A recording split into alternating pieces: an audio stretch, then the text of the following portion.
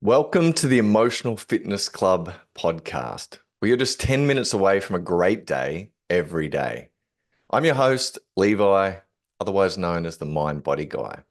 In today's episode, we're going to, one, do our workout of the day, our EWOD. Two, we're going to talk about the pitfalls of journaling and how, while it can make you feel better in the moment, it can keep you stuck in the past, or it can help transform your future. But first, the Emotional Fitness Club is launching on November 6th, and we're offering a very limited foundation offer. That means it's a one price for life membership. No subscriptions, you pay once and your emotional fitness is covered for the rest of your life. Imagine never having to pay for your physical gym membership again. Soon, we're going to be training our emotional fitness every day because it is so important. And if you get in first, that's you covered. So to take advantage of this offer, go to www.emotionalfitnessclub.com and make sure you get on the VIP list before November 6th. Now to our very first emotional fitness workout of the day, our EWOD. Once we launch in November 6th, there'll be a new workout every day. 5 of these workouts a week will be focused on glimmers and helping you see more of the good in life, in yourself, and in others. And then 2 will be working on our triggers, and they happen on Tuesday and Thursday. Today, we're starting with a prompt, an insight, a way to inquire and open up your mind to help you understand your life, yourself, your thoughts, your emotions a little better. So in trying to help us see more of the good, your prompt for today is recall a moment where you noticed something good in life that you may have previously overlooked. How did this shift in focus affect your overall mood and outlook?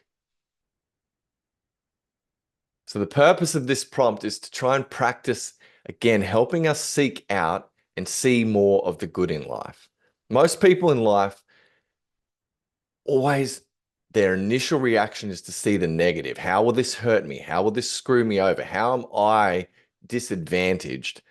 We're looking out because we have to, right? Our genes in the past have taught us that we need to look out for the tigers. We need to look out for what is dangerous. And that's amazing. It's a great benefit, and we would never want to take that away. But it becomes heightened. And if we're someone with any sort of anxiety, any sort of depression, any ADHD, any fear, excess worry, that has been amplified a little too much. And so what we need to do is to start consciously looking for things that are good. So rather than tigers, I call these butterflies. Imagine you're going out into the rainforest, and rather than being on alert, where's the tigers? Where's the tigers? You're going, oh, wow, that's beautiful. That's what today's EWOD is all about, helping us to see more of the good. And so our question again is recall a moment where you've noticed something good in life that you may have previously overlooked. How did this shift in focus affect your overall mood and outlook? So this is a reframe. We're looking for a moment where you previously thought it was a negative, or you hadn't noticed that this part of your life is actually a benefit. Now, an example might be someone on a long commute who's drained. It's like, oh, I've got to drive an hour every day. But they may see that in that hour, that's their me time. That's their silence time that they would never have got, and actually helps to regulate their emotions. They may now see that in this time I'm educating myself with audio books or podcasts, and I would never have prioritized that otherwise. Probably be sitting on the couch watching TV. Or they may realize, oh, I do make a lot of calls. I really do connect with a lot of the people that are close to me in the car because I feel like I'm doing something there, right? So we've got 3 possible benefits that all of a sudden you're like, okay, this car ride isn't so much of a negative. I can see how it's helping my emotional health. It's helping my connection. It's helping my education. It's taking me forward. And therefore, it doesn't seem like such a waste. And so when we're doing it, instead of it being a drain, a drain on our life, we can have a little gratitude for it. And we can see that, okay, I know with who I am right now at this moment, I may not have prioritized that. And I tell you what, it's so important to have these moments of stillness or silence when no one else is there, or this ability to continually educate ourselves, or these moments of connection where life is so busy these days. How lucky am I to get an hour every morning and an hour every night just to myself, where I don't really have to focus on the cars outside. I know how to drive, where I just get to prioritize me. That's pretty cool, right? So have a little sit with that. And, you know, if you need to write it down, etc. I'm going to go over now in our second part about journaling. And my biggest bugbear and where it's keeping most people stuck. And now, as most people know, I'm a trauma and toxin therapist. So I spend most of my life helping people repattern the past and changing their health.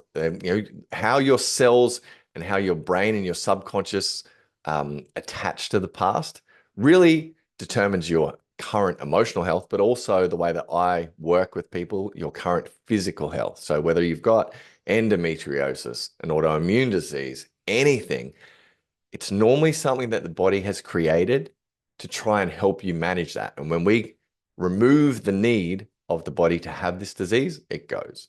So I'm constantly working and seeing different people. And one of the things that clients are always coming in is they're always journaling. They're being taught that, right? And the negative of journaling, and this is just where you get the journal and you just write down all your thoughts. And one of the things people do a lot is write down their pain and the things that frustrate them. This is why we're doing glimmers mostly, 5 glimmers, 2 triggers only, because we're training you to see more of the good. But when you're writing down your pain, you're actually strengthening the neural pathways to that file in your brain. And every part of your brain has got a little file there, just like a computer system, really. And you're actually strengthening the connection to that. It's almost like putting a favorites little star there so that your brain, it's getting so easy to access that. And this is where the shitty thing is. It's the same as a caffeine addiction, a nicotine addiction. When we write this out, we actually feel a little better for a second, right? It's lifting the lid off the pressure inside us. This is where we can get stuck in standard talk therapy for decades and decades because we get to express ourselves, which we don't normally do as much. And oh, the pressure comes off. And so we feel like, that's better. Same with having a lot of caffeine, right? We like, oh, I feel that energy right now. Now, I don't associate that to the fact that this is causing less energy later today and less energy every day because, it's a bit of a crux, same as nicotine, same as many other things, right?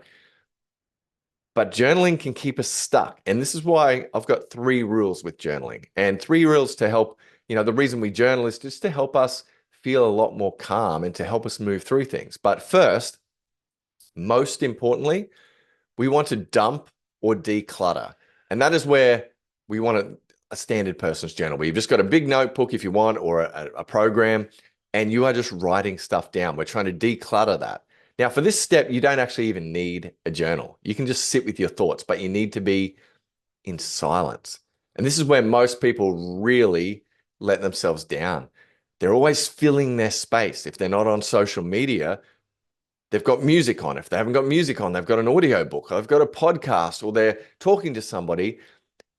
We've got emails, we've got texts, we've got social media. We're getting hit so much. There's so much input coming into this brain of ours that we really need moments, and we need to prioritize big moments of silence, not even doing anything in that moment.